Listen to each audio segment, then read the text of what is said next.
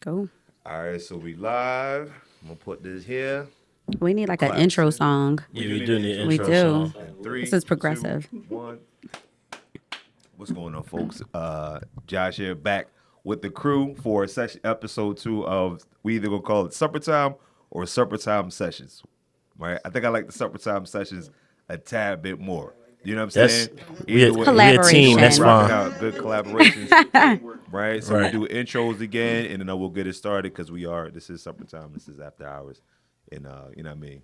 We got places to go, things to do. All You know what I right. mean? Over to my left, we got Andrea, right over here to my left. We got Miss Teresa. I mean, sorry, Natasha. Natasha. We got Miss Natasha. We got Mr. Jeff right here. Mr. Eric, Miss Jewel, and over to my right, we got good brother Kev, right? And you know me. All right, so last time we talked, I think we had a real good conversation last time, right? We were feeling it out. Shock was here. Shock. I think Shock had a moment. I don't know if Yeah. y'all caught that. Yes. Yeah. Shock had a real moment. Yeah, he Did you did. catch that, man? Yeah. Yeah, he did. Yeah, Yeah. when we was talking with the last question we finished with, when we was talking about like how y'all got here, this, that, and the other, what would you like post about, whatever. Yeah. So I talked to Shock after that too. So we gonna Shock and I go unpack that more. But we had a real moment on the first official Yeah. episode. He definitely deserves a spin-off You, episode. you know what I'm Yeah. saying? You know what I'm saying? So to piggyback off, I guess with the to piggyback off of where we left off at the last podcast, the question was, since we're all here, right, relatively new, getting to know each other, how'd you get here? We all answered, but I guess I'm posing the question to the two of y'all. You know, we're in childcare, right? I'm sorry, Nick, right, and you got to answer too, right? How'd you get here? What journey led you here? And if you started to create any kind of content, whether a podcast, anything like that, what would you talk about? What would your subject matter be about? So how'd you get here? What led you here? And what would your subject matter be about if you started a podcast, some kind of content? Whoever wants to go first, go ahead and rock out. I can start. Um, I started working with kids in 2015, fresh out of college. My sorority sister actually put me on.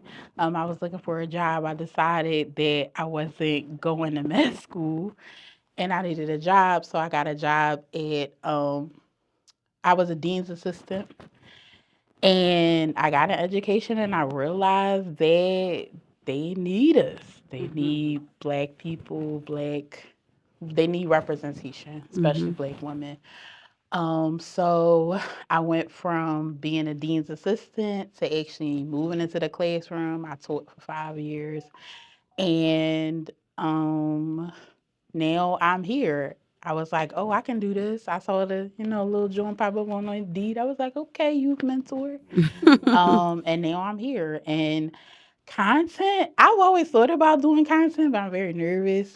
I like have a science background and I always wanted to like do like Miss Frizzle, Magic School Bus, Black Girl Magic Right. edition.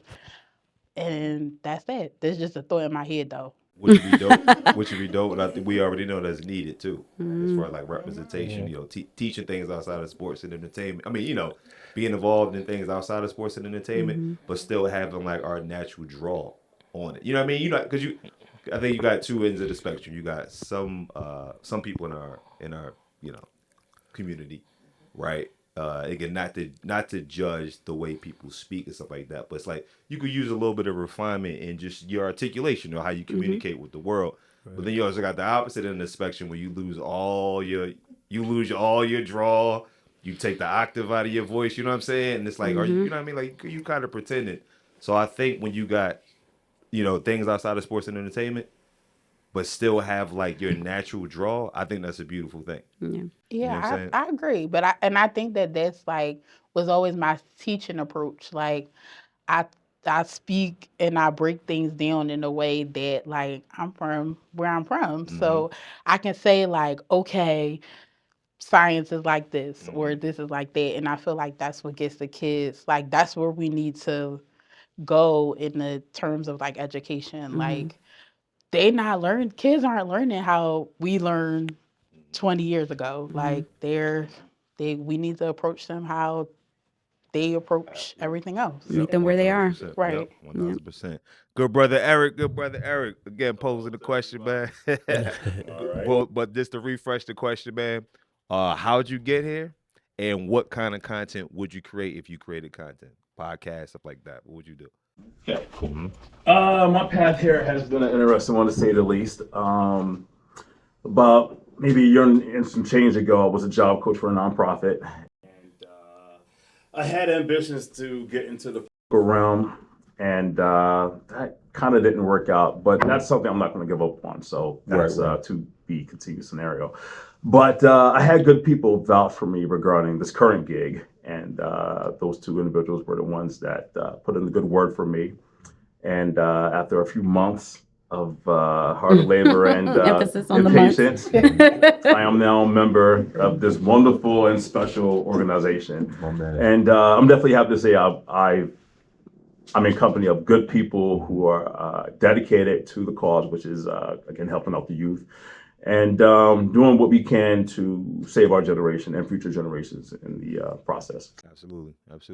And if you created some kind of content or a podcast, what subject matter would you talk about? Well, like our good friend over here, it would definitely be science-based, but in addition to that, more informative regarding the inner workings of our society and what we all could do as a collective to take our community and people to a bigger and bolder and a greater height. Mm-hmm. You know, that's one of the many lacking concepts that I've seen over the last decade plus. Got you. Let me piggyback off of this, and I'll give it to Ms. Jewel. So I don't know if we talked about this in the last episode, right? But I think we've had discussions about it. I know at least we have, right?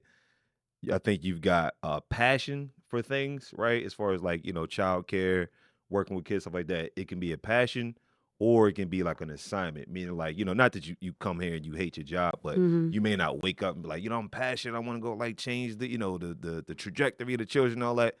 So do you think because mine is assignment, right? Just I guess to give my perspective.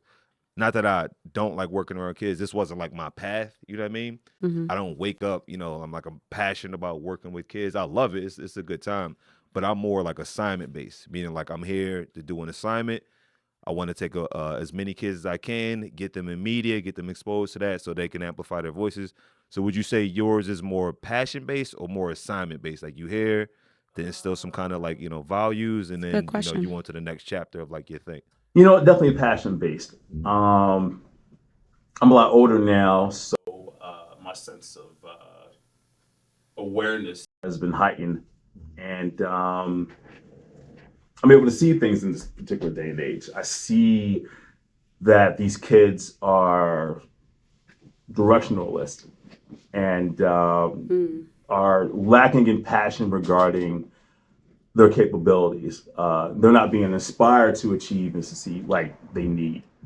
And a lot of our leaders are passing on. We lost a whole lot over the last couple of weeks alone. Mm-hmm. And now those losses are of sorrow and painful, but I feel the best way to honor these people is to take on their mantle. Mm-hmm. And take what they left to us and instill it and imbue it on these kids that are actively crying for leadership and help in many aspects and areas of their lives. And that's something that we have to really take notice to and do what we're supposed to do as people. Mm-hmm. Absolutely. Passing it on to Ms. Joe. You want me to refresh the question, or you got it? I'm gonna refresh it. How'd you get here? I mean, for one, yeah. We wouldn't be here without you. I was gonna say everybody, but yeah, we would. You brought us along, right, for the ride. You know what I'm saying? I know a little bit about your story, but what brought you? How'd you get specifically here to Dixon House? I know Metro to RW and all that, but what brought you here? Right, your journey. And if you started to create content about anything, what would that be? That's a long. I know, y'all. But I know you know how you were sad. You know how to One thing, I heard. But I have to say that probably this journey with children started off with my own children. And I knew that I was their first teacher, and I had that responsibility. And I have fun with that responsibility, you know. So it just continued as they grew.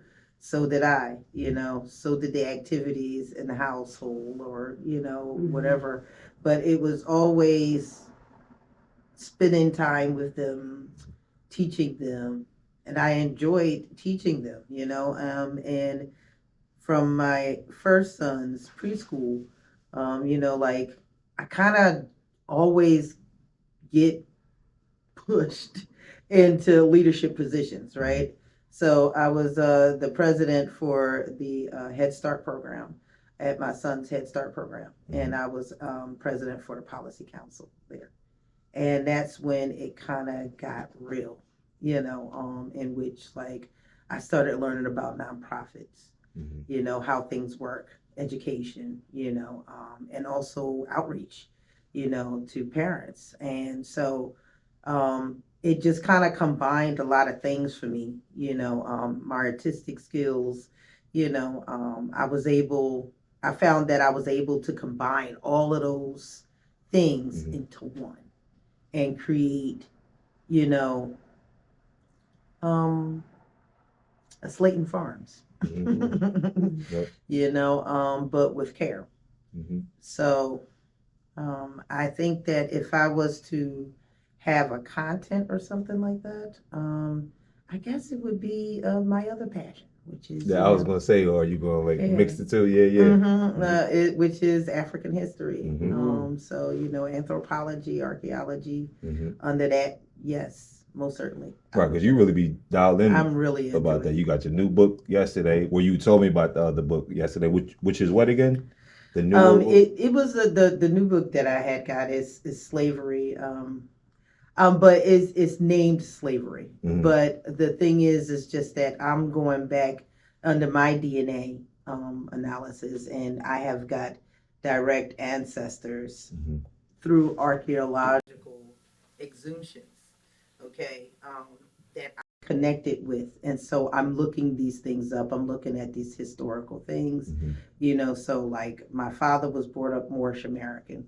So I'm definitely, interested in the Moorish, Moors, Berbers, you name it. So, and my DNA also proves that, like I'm connected to Morocco and, Spain, Portugal. So, which I think is fantastic, and I'm about to start my journey on that too. Like eventually, I'm moving to Africa. Eventually, right? Probably like maybe 5 or 6 years, something like that. I'm gonna take my first trip next year to Senegal, Africa, just to explore the diaspora, and that's actually the content that I want to create. And like in addition to this, I want to create content that connects the diaspora. Right? I just think that's important, right? Um, Also, what's about to say?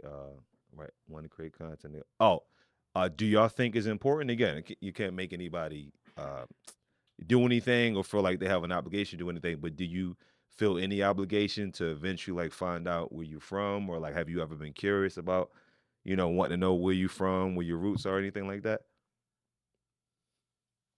I think if given the time, yes.